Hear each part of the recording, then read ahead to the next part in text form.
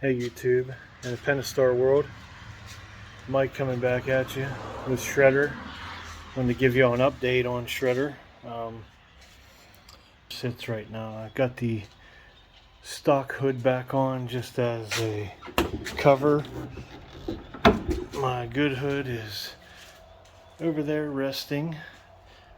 So it is, as most people know, I cracked the cylinder. I think it was cylinder number 3.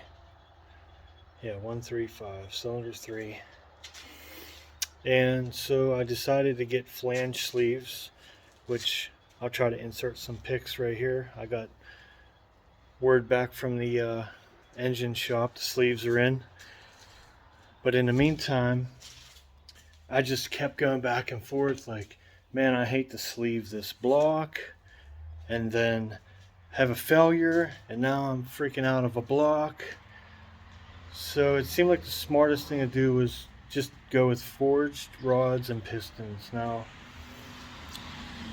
I managed to get with Brian Scott, and he gave me a good hookup on max speeding rods, which I've done a lot of research on these rods.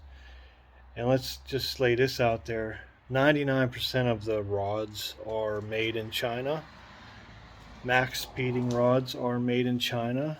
I've done a good bit of research, and I know somebody with a 2JZ pushing 30 pounds of boost, and his rods are holding up fine. And he's about to put nitrous to the build. So I feel good running the max speeding rods. I think as long as they're installed good, line board and circular, I think you'll be all right. So updates with Shredder is, I'm pretty excited to say this. I am getting forged pistons made by Wiseco. My engine builder uses them, and it's pretty much the same price as Prodigy's forged pistons, right around $1,500. So I'm hoping after we get those made, like we'll have the Pentastar world will have another avenue, another supplier, not a supplier, but another way to maybe get forged pistons. So the stock compression ratio is like 10.3. I'm thinking about getting like 11 to 1. My builder isn't crazy about me raising compression, so he thinks they're going to be around 10.5 to 11 to 1. So, and I'm okay with that. So, what other updates? So I got the engine, and unfortunately, those pistons take about 10 weeks to build. I'm probably not going to have my motor back till September, so that's a real kick in the nuts, but I'm hoping to get it running this year, and I would love to be able to get to the track, in fall this year, because we know I got my killer chiller up. I got to get it freaking charged with AC, but I can't do that till the motor's running. So I have not yet been able to get my killer chiller, up and running. I got it installed and plumbed, and it's okay. I just got to get the AC charged after I get the motor running. Another thing, I put a picture up on the Pentastar performance page. I got my boost pulley coated it's called carbonite, and it's like a weld process, and they just go around with a stick and they put texture on the pulley, and they say that'll increase boost about a half pound to 1 pound average. So I'm pretty excited about that. So that should put me around 19 pounds in the cold weather. So with the killer chiller, I should be running pretty good. And the other secret, which isn't a secret because I'm gonna tell everybody right now, is I have my torque converter is at a company called Pro Torque in eastern Pennsylvania, and it's going to be a 3,000 stall. They got it built. It just needs welded up, and they'll send it back.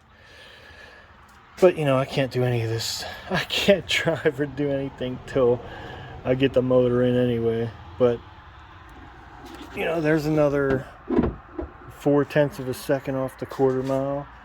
And with the killer chiller, I'll show you the parts I got laying out. Oil pan I was cleaning up. There's that all-wheel drive oil pan. It's a little special.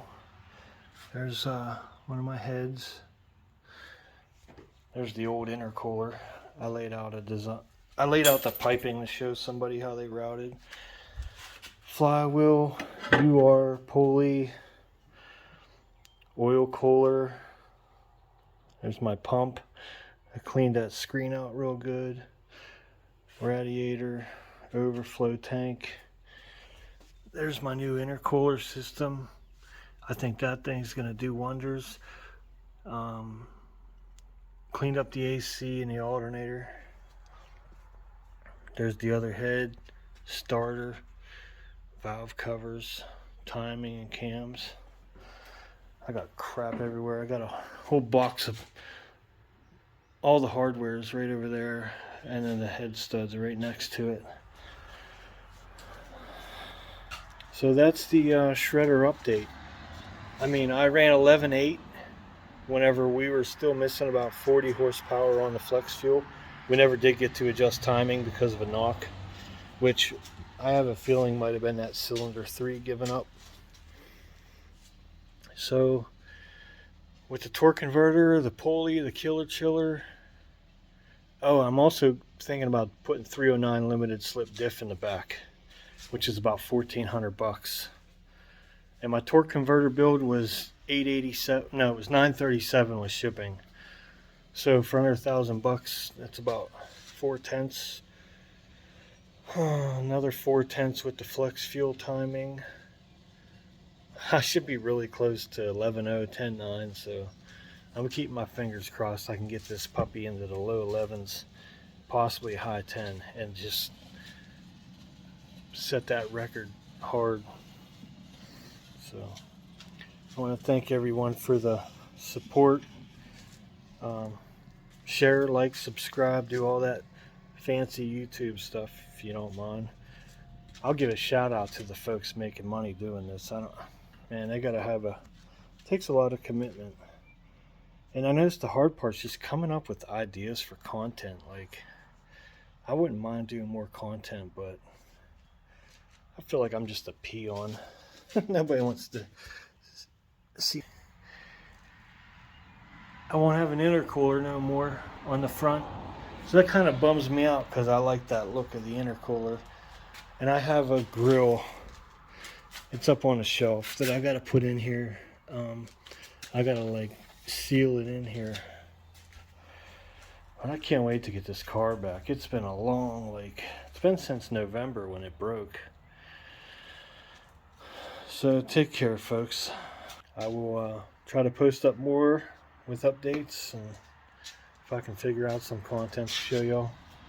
But thanks, everybody.